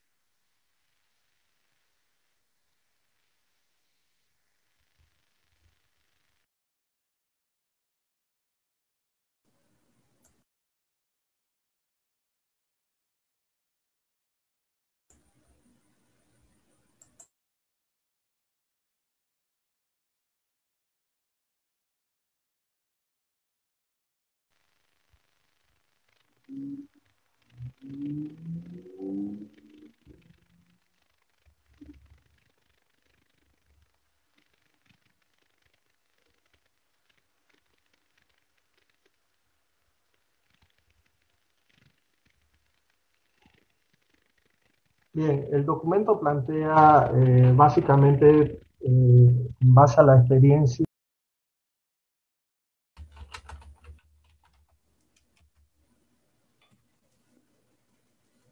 de algunas decisiones de carácter político en el más alto nivel de las instituciones de salud. Estas decisiones o acciones de política de alto nivel tienen que ver con la formulación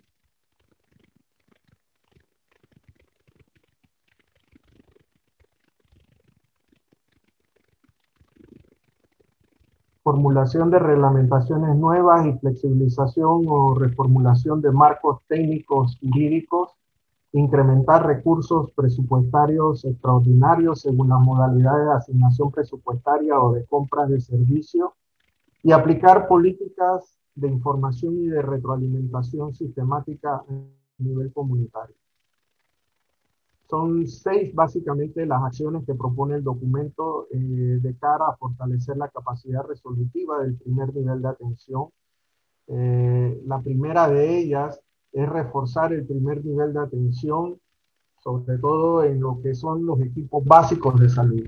Esto significa un poco lo que se ha estado explicando en la experiencia de Paraguay, la organización de redes y microredes a nivel territorial mediante la asignación de espacios de población a nivel territorial que puedan ser cubiertos por las instalaciones y los equipos básicos o equipos comunitarios de salud. Estos equipos comunitarios en el primer nivel de atención, fundamentalmente tenemos que entenderlos como equipos conformados por un médico, por una enfermera, por varios técnicos o promotores de salud a nivel comunitario. No podemos seguir pensando que el primer nivel de atención es suficiente respuesta con tener solamente promotores de salud o trabajadores de salud a nivel comunitario sin que exista personal con mayores competencias como es el médico y la enfermera. La segunda recomendación es la importancia que tiene integrar en el primer nivel de atención las acciones de contención y mitigación de la COVID con todas las otras intervenciones y acciones que tienen que ver con medidas de salud ambiental, las medidas e intervenciones prioritarias y esenciales de salud mental, el seguimiento, el mantenimiento de la atención y monitoreo de personas con enfermedades crónicas, personas con discapacidad, el control de los brotes y enfermedades transmisibles, la inmunización, el seguimiento de los niños, niñas, adolescentes, la salud materna, la salud sexual y reproductiva y neonatal, los niños, las personas mayores, perdón, las personas migrantes, refugiadas y solicitantes de asilo o retornados forzosos. En cada contexto de cada país y en cada territorio se debe hacer todo un proceso de planificación de las actividades que se van a realizar territorialmente en base a las prioridades y en base a los problemas más prevalentes, teniendo en cuenta que la movilización del recurso del primer nivel de atención es una movilización única. Es decir, debe contemplar las intervenciones y las acciones dirigidas a intervenir no solamente en la contención de la COVID, sino al mismo tiempo combinarlas con estas otras actividades esenciales como son la inmunización, la atención de embarazados, adultos mayores, etc. La tercera medida es reorganizar, expandir y reforzar las instalaciones del primer nivel de atención. Aquí estamos haciendo el planteamiento, siguiendo el ejemplo de algunos países, de reforzar por lo menos con 3 niveles de capacidad resolutiva el primer nivel de atención. 3 niveles de complejidad. Un primer nivel básico conformado por el equipo comunitario, como habíamos mencionado, con una serie de actividades que van desde la identificación y seguimiento de personas con síntomas respiratorios hasta la atención de personas para el control de la salud y prevención de grupos de riesgo, personas vulnerables, atención de otras morbilidades. Reforzar esas instalaciones básicas de estos equipos comunitarios con instalaciones intermedias reforzadas, con algunos servicios que permitan tener servicios de laboratorio, farmacia, diagnósticos y finalmente tener ubicados de forma estratégica territorialmente a nivel de todo el país, tener ubicadas algunas instalaciones con un nivel de resolutividad y con mayor capacidad de respuesta con servicios especializados que tengan urgencias de 24 horas, 7 días a la semana, puedan atender adecuadamente los partos, puedan tener incluso pacientes que puedan ser atendidos, casos moderados de COVID puedan ser manejados y atendidos en este tipo de instalaciones intermedias, de instalaciones especializadas. La cuarta, el cuarto recomendación es el establecimiento de la gestión de red de servicios para conducir, coordinar e integrar los servicios de salud durante la pandemia. Y esto implica la importancia que tiene el desarrollo de una instancia de coordinación y de gestión de las redes o microredes a nivel territorial, llámense redes municipales, intermunicipales, distritales, que tienen que tener la función fundamental de poder definir cuáles son las prioridades, cuáles son las intervenciones que se van a desarrollar y darle el soporte administrativo y técnico a los equipos que están en el primer nivel de atención a nivel operativo para que puedan tener los medicamentos, los insumos, los transportes y las medidas de conectividad adecuadas para poder hacer su función y su tarea de seguimiento y monitoreo de pacientes. La quinta recomendación es desarrollar e implementar la gestión de casos para asegurar la continuidad de la atención.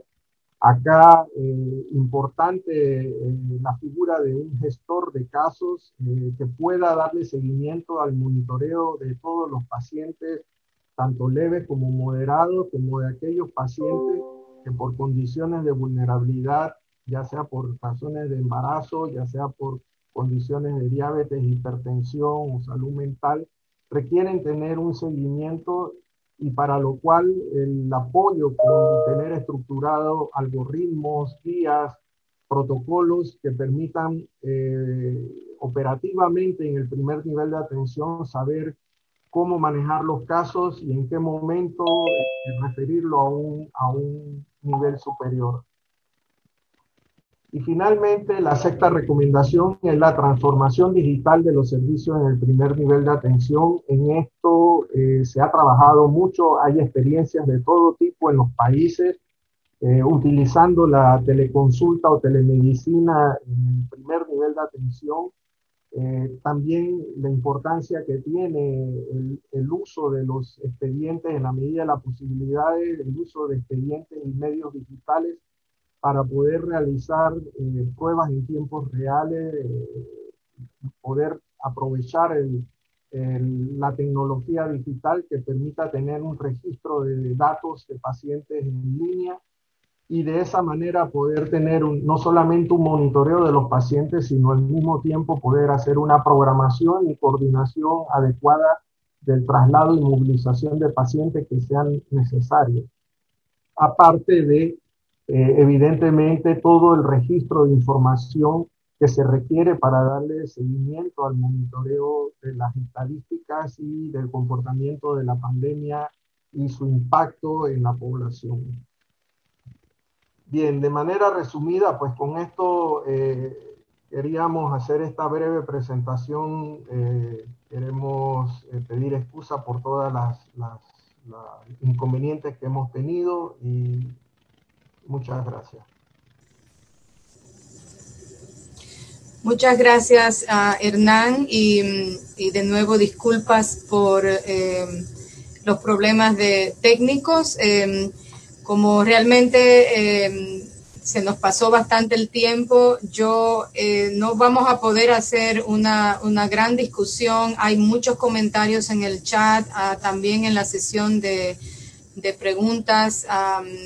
Quizás voy a dirigir una pregunta a cada uno de los panelistas de los países y con eso podríamos cerrar la actividad. Así que, y bueno, por supuesto, una pregunta para Hernán. Entonces, inicio con una pregunta que veo en la sesión de preguntas y respuestas. Esta va dirigida a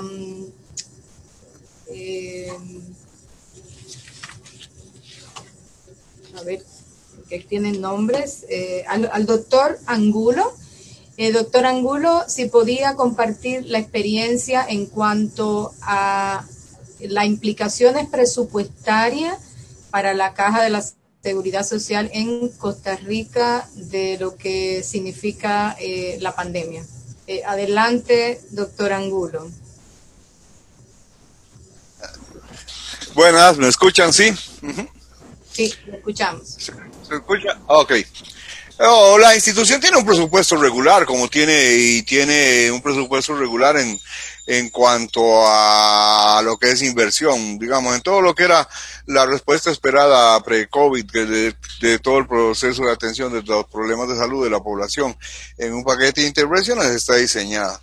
Lo que obviamente las implicaciones en términos de inversión han sido amplias y eso obliga a modificaciones presupuestarias que son propias. Se pueden hacer modificaciones presupuestarias para financiar todo el proceso de atención, como fue la implementación del Centro Nacional de Atención de COVID, que llevó toda la recaudación de un hospital, otro hospital Sigunala, de un hospital psiquiátrico de adecuarlo, todo lo que son las plazas y todo lo que son el proceso de atención, todo lo que son insumos para diagnósticos y tratamientos, pruebas diagnósticas y todo lo que es tipo de protección. Se ha realizado la inversión haciendo modificaciones. Recientemente el Estado ha hecho un aporte dentro de en el marco de inversión para asegurarle financiamiento a la institución. La institución se financia por cuotas obreros patronales y asociados al desempleo. Obviamente ha habido una disminución del ingreso, pero hasta el día de hoy ha logrado irse haciendo las modificaciones presupuestarias para seguirle dando contención a la epidemia y generando la búsqueda de recursos frescos también. Pero al día de hoy no ha sido, a pesar de que la inversión ha aumentado, al momento actual se sigue manteniendo todo el proceso de atención y todo el reforzamiento de la red para atender la pandemia. Sí. No sé si me explico, pero en términos generales es una readecuación de la inversión, como dijimos en el inicio de la presentación. Es redireccionar recursos. Sí. Gracias, doctor Angulo. Hay una pregunta específicamente para la doctora Barrios y preguntan cuál es la experiencia en términos de si se ampliaron los roles del personal de enfermería para ampliar la capacidad resolutiva del primer nivel y si es así, ¿cómo lo hicieron? Adelante, doctora Barrios. No sé si me escuchan. Ya. Justamente en las leyes vigentes hoy día de enfermería acá a nivel país, entre las funciones de la enfermera como tal, ¿verdad? No contempla la de realizar medicaciones como tal, ¿verdad? Pero sí, así lo contempla en el personal, en la licenciada en obstetricia, como tal sí puede realizar, medicar, puede diagnosticar y medicar a un paciente, principalmente en el área de su profesión.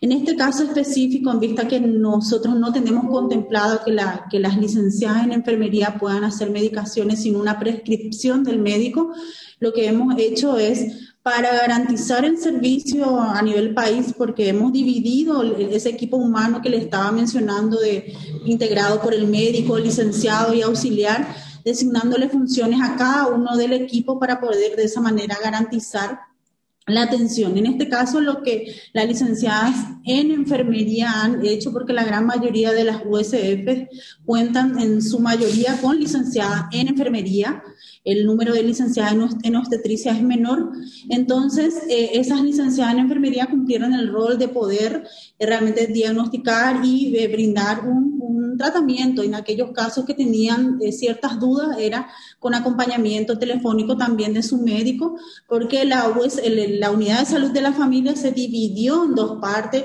con acceso diferenciado tanto para el paciente como para el personal de salud, para de esa manera evitar justamente que haya una contaminación de las áreas y también que los profesionales puedan de repente mezclarse con el área respiratoria. Entonces las licenciadas jugaron jugaron un papel importante porque garantizaron realmente la atención a aquellos cuadros que no eran respiratorios.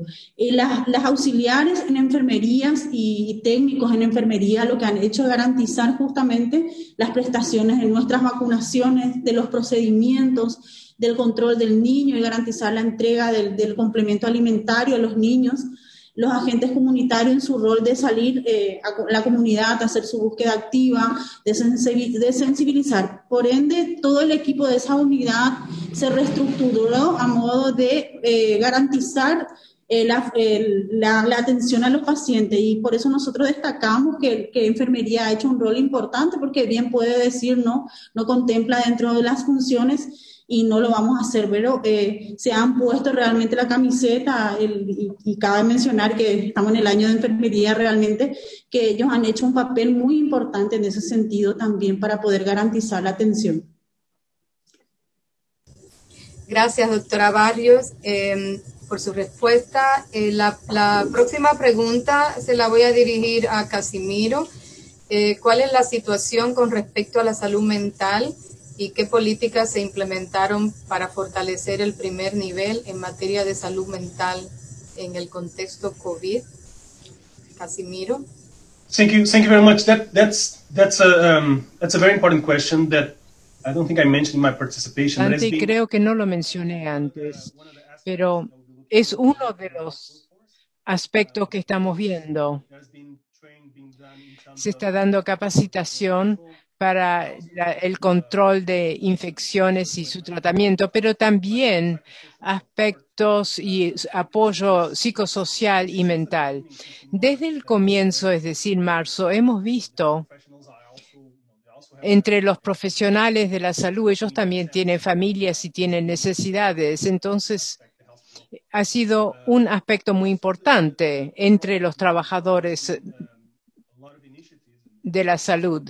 Ha habido mucho trabajo y muchas iniciativas también a nivel de comunidades, no solamente en el sector de la salud, pero otros sectores. Se está hablando de la reapertura de escuelas, hay muchas preocupaciones y este aspecto también ha sido tomado en cuenta.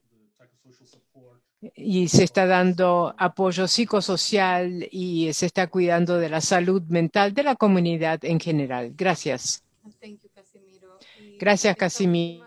Pregunta, no porque sea la última, la verdad, hay muchas preguntas en el chat y de repente al finalizar podemos comentar sobre futuras actividades y ojalá que sin mucho problema tecnológico, pero me gustaría dirigir esta a Hernán. Viene de una promotora de salud y pregunta qué medidas debemos tomar los promotores de salud municipales, además de la difusión de las medidas de seguridad sanitaria. Hernán.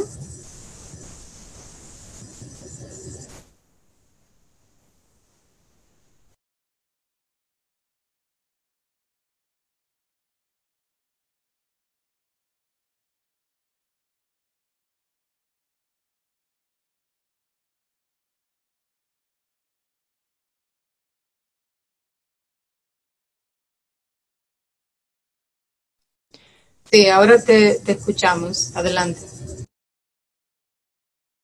Decía que los promotores comunitarios son personas que conocen perfectamente la comunidad, las familias que componen esas comunidades y las condiciones geográficas sobre las cuales tienen que trabajar.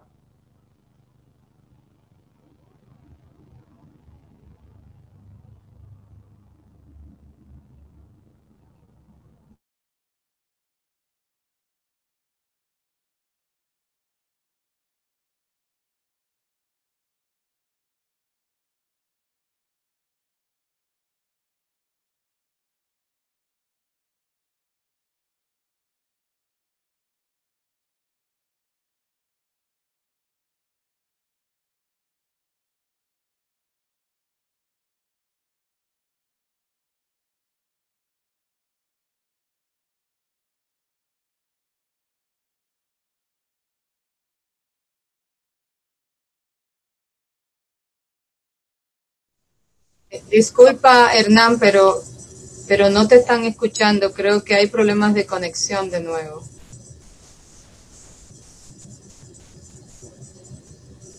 Yo tengo el micrófono encendido. No. Adelante, Hernán.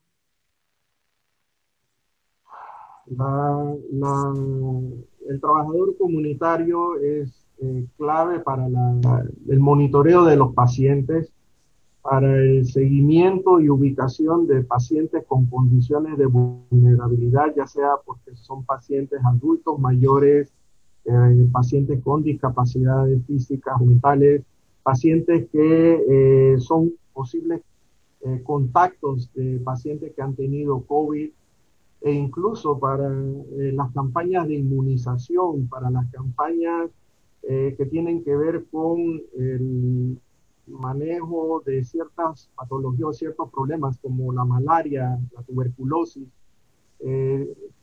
juegan un papel. El COVID, en medio de esta pandemia, el COVID no puede dejar de hacer cosas que son esenciales a nivel comunitario y de darle seguimiento a los programas que se han venido implementando. El planteamiento que hacemos es la necesidad que tiene integrar dentro de las actividades de control y contención del COVID, integrar estas otras actividades y no dejarlas de realizar, porque estaríamos teniendo un retroceso en los éxitos que se han alcanzado en muchos países, pero al mismo tiempo estaríamos teniendo una mayor complejidad de los problemas de salud que padece la población, al no ser atendidas y al no recibir los medicamentos o la atención que requieren. En esto, el trabajador comunitario definitivamente juega un papel trascendental como parte del equipo comunitario de salud. Gracias. Gracias a Hernán.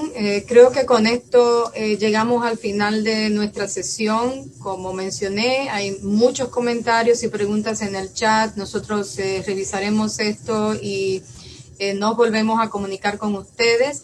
Le paso ahora la palabra al doctor Anselm Hennis. Anselm es el director del Departamento de No Transmisibles y una de las personas que colaboró en el desarrollo de este documento de referencia, que la verdad ha sido un esfuerzo colaborativo de todas las áreas técnicas de la OPS. Así que, Anselm, te paso el micrófono. Gracias. Thank you so much, Amalia. Muchas gracias, Amalia. Ha sido un placer estar aquí. Felicito a todo el equipo que han trabajado tan duro en este documento.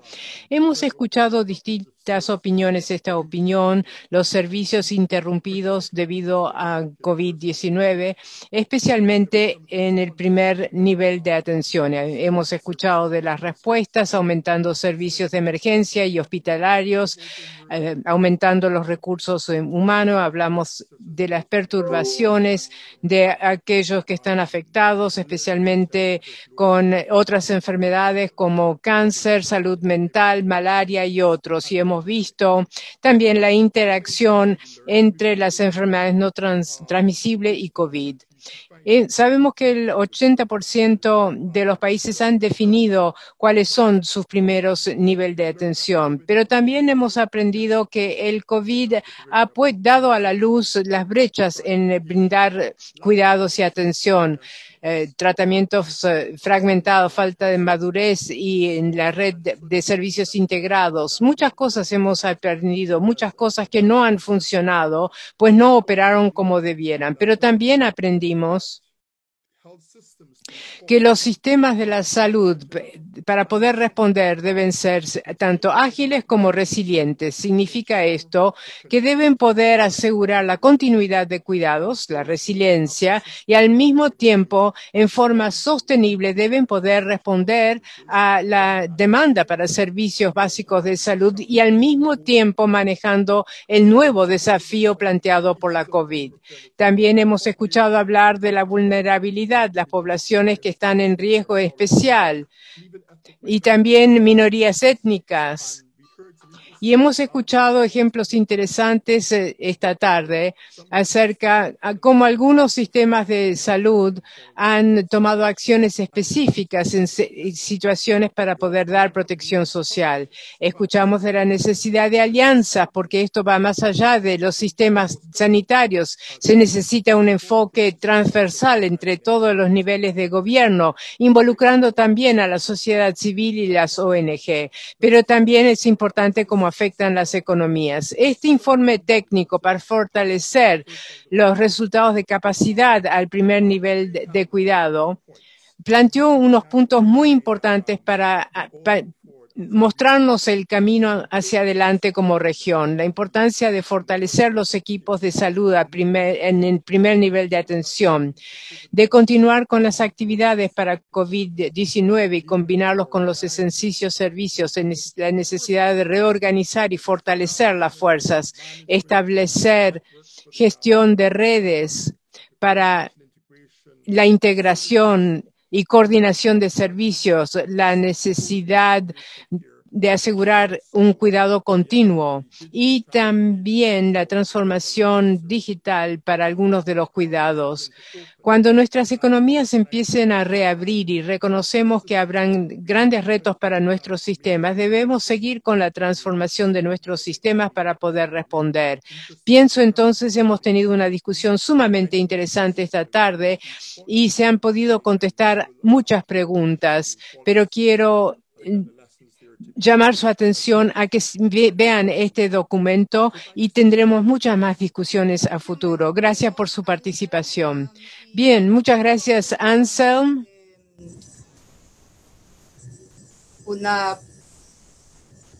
Un comentario último en el chat que me gustaría, con el que me gustaría cerrar la actividad.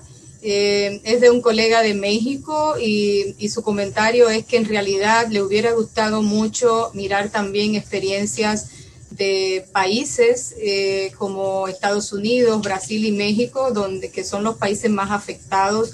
Creo que sí, necesitamos ver la experiencia de todos los países. De hecho, en este momento es importante tener una combinación de revisión de experiencias para incorporar los aprendizajes en la preparación de los sistemas de salud y específicamente enfocándonos en las redes de servicios y el primer nivel de atención para lo que continúa, porque sabemos que vamos a tener un rato en situación de pandemia. Y estos aprendizajes van a ser muy importantes para lograr que en el futuro podamos salvar más vidas, podamos proteger a la población y ojalá salir con una resiliencia fortalecida tanto de nuestras poblaciones como de nuestros sistemas de salud. Así que estaremos siempre en contacto con ustedes para futuras discusiones y muchísimas gracias por su participación. El documento está ya publicado en la página de OPS y esperamos que les pueda servir de apoyo. Muchas gracias.